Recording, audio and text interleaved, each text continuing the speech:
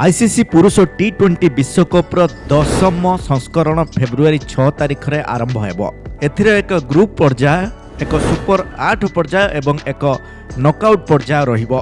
20 दल मध्य मोट 55 मैच खेला जिवो। एही टूर्नामेंट भारत एवं श्रीलंका द्वारा आयोजित हेबो। पाकिस्तान श्रीलंका रे एहार समस्त मैच खेलिबो।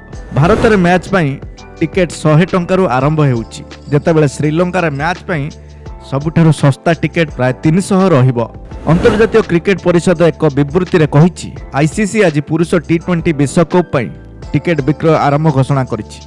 एही प्रमुख इवेंट को अधिक सुगम करिबा पई प्रारंभिक टिकेट मूल्य कम मूल्य स्थिर करा जाइछि।